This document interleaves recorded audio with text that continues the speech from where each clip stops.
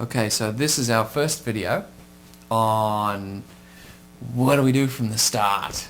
And usually this is the moment you get to where you go, oh my god, I'd love to be in a band.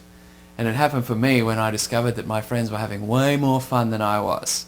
I got to college by the time I was into it. You know, that's ridiculous. So what you want to do is say, okay, I want to be in a band. Alright, well there's a few ideas you should look at before you do it, which is, how do I contextualize it a little bit to make it palatable, to make it cool?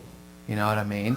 Like, because you know you're not going to be very good from the start. So what are you going to do to make it cool and palatable so that you can get away with not being very good and still be great? Alright? So the first thing you do is think about a historical touchstone. For example, if you want to talk about famous examples, then you've got the Rolling Stones. What did they do? We can't play. We'll steal American blues music. And what they did is they were all a cover band, like all these guys. The Who, the Beatles originally were American R&B and blues cover bands. Simple three-chord changes. And what they did is they took these easy songs, made it their own because they were white, and it was new and different. They didn't have to be very good. And all of a sudden you've got an audience for new, different and interesting music, right? So what you need to be thinking of is what it is that I want to do that has a historical touchstone. Like, for example, at the moment you've got Amy Winehouse, which is, she's huge. This is 2008.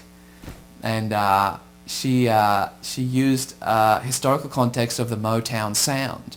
She used a little bit of the way they sang, the emotionality of what those minds were attempting to communicate, and has taken it and, you know, she's got the voice too, which is talent, you know, but she's got that whole package and modernized it, so now that there's a kind of a historical reference for it, and all of a sudden it's communicative because there's kind of a base already set up underneath for all this stuff. You don't have to reinvent the wheel, but you'll end up reinventing the wheel by being yourself, okay?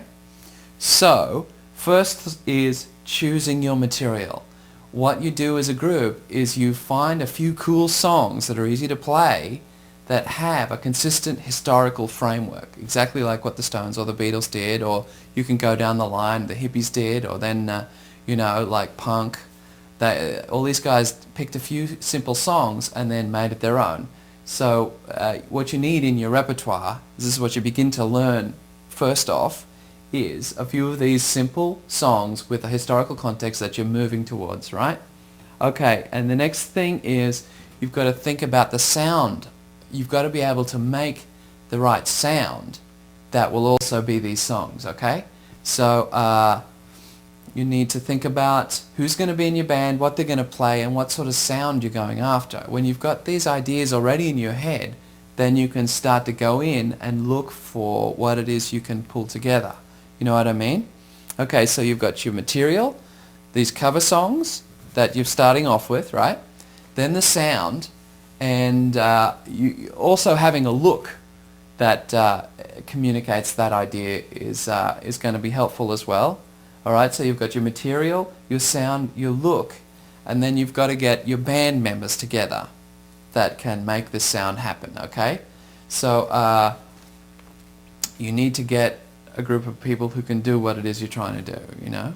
So that's going to be, you know, if you're going to have a pop group, you need a singer who's a communicator. That's the one pretty important thing that you've got to have as a singer.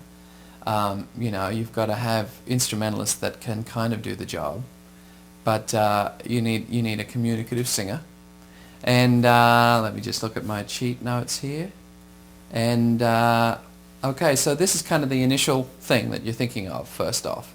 And then, so to find those people, you start developing, you know, kind of common, like friendships. Usually bands occur out of a couple of guys within a friendship, and then you get together and you kind of share these common ideas, like Keith Richards and Mick Jagger had a common interest in this American blues, and it was kind of around the English scene at the time.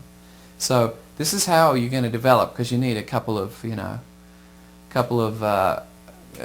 guys who want to do this with you, obviously, to make a band, and then you start working on how you can execute it. If you want to play guitar, work out whether or not you're good enough to do that, and we've got affiliates that you'll click onto that you can learn from. And start rehearsing by learning these songs with the historical context, and start recording these sessions and listen to how good you're doing and what it is you need to, help yourself with. And if you like, I can be a consultant for that, and we'll make that available on the website. As you kind of are looking to go towards a certain direction, I can give you a hand in trying to help define and clarify what it is you're doing. Because if you really clarify, make it totally clear what you're doing, then you can be helped, because people will understand it, and all of a sudden the distance between being okay and being really cool and good will totally collapse. You'll start having a real good time because you'll be communicating, right? Okay.